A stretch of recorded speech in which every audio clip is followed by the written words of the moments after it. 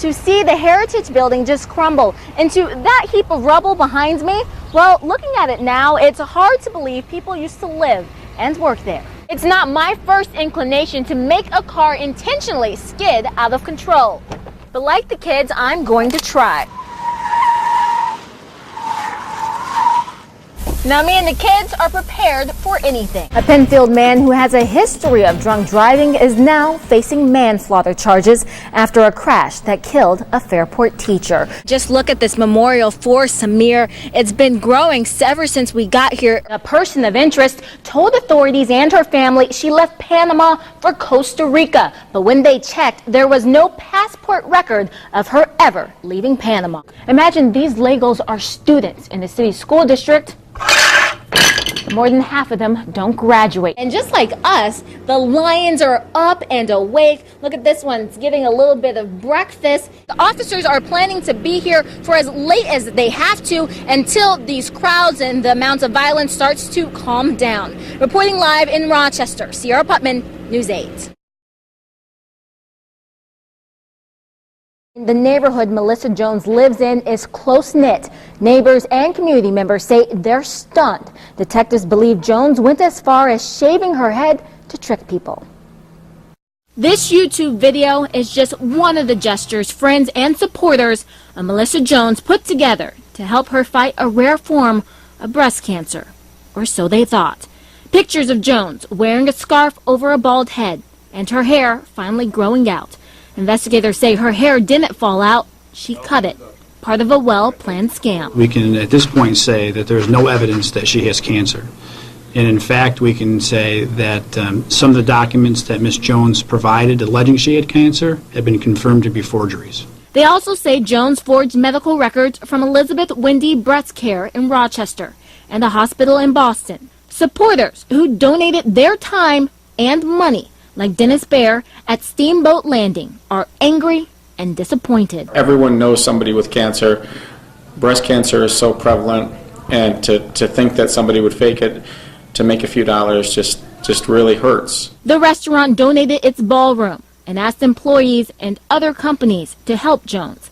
They raised more than $20,000. It's just sad when it doesn't go towards what you thought it was going towards. Police say Jones used fundraisers and websites to trick people as far away as Boston and New Hampshire. Your average person who's raising a family that claims they have cancer, why wouldn't you believe it? And that's the travesty of it. And that's what probably is most disturbing about this, is that unfortunately the ripple effect maybe people will be reluctant to donate in the future. Police recovered some money, but say they won't know how much was stolen until they add it all up.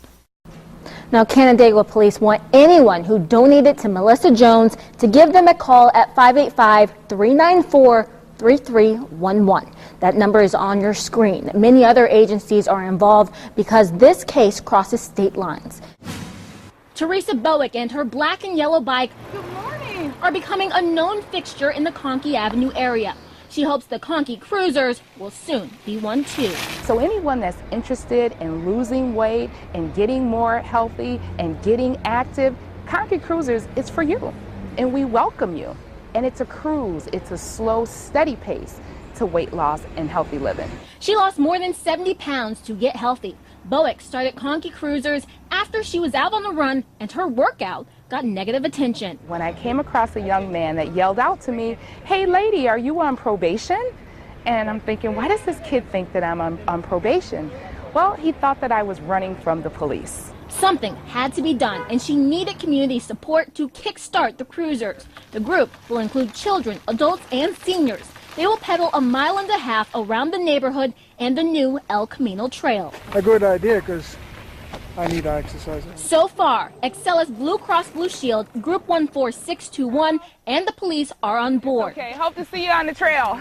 The group is collecting bike and tricycle donations to lend out. Right next to Bowick's baby grand are all of these tricycles. She's keeping 10 here at her house after a storage opportunity fell through. And she says she's willing to bring in more if she has to. On Wednesday, a retired officer donated 4 children's bikes. I worked this neighborhood for over 20 years. It's like home to me, so give me the opportunity to give back to the community it's a great feeling. What we're doing is just getting people out. That's actually your greatest crime deterrent, is people out. The side effect of concrete cruisers is that the drug dealers leave, is that crime is reduced, then we are excited about that. She hopes the cruisers turn Conkey into a safe, healthy neighborhood. Feels good. Cierra Putman, News 8. And I will announce you to be the McNair family, okay? It's not always a happy day in Ontario County Family Court, but today was filled with smiles and hugs as this young man joined his new family. Sean Ryan, Morris McNair. It means like Scottish and Irish name because I'm Irish, and it's a mixture. The 15-year-old's new name reflects both his biological and adoptive family. And to treat said child in all respects as their own lawful child. You're the said child. Diana and Dan McNair say they knew right away Sean was their son. We saw a picture of him, and he was on a John Deere, and he just had this sparkle in his eye. She says, well, what do you think about this boy? I said, I think he's a McNair. The Ontario County Department of Social Services has found adoptive families for 95 children in the past 21 years. But they say Sean's story is special because it's more difficult to find homes for children with special needs and teenagers. The county says it takes about 2 years to find a permanent home for a child in the foster care system. It's easier for younger kids. 37% of those adopted are between the ages of 1 and 3. Only 10% of teens find a forever home. Those are the kids who then go on to that high risk of unemployment and welfare dependency when they aren't attached to a family. Many of these children, including Sean, come with a past. He went to his first foster home at the age of 4 and many more afterwards. Like maybe between 5 and 10. 5 and 10. What was that like as a kid, going to different homes? Very sad. Sean's biological father abused him. He was drunk and I was upstairs laying down on my bed trying to fall asleep, and then he flipped me over onto my stomach, and then he just started hitting me. It left him with many scars, including PTSD and other special needs. That didn't scare off the McNairs. I think we took that leap of faith because we saw in Sean's eyes, you know, the great sadness and the great trauma that he had endured. It's just appalling, and you know, I'm not going to make the world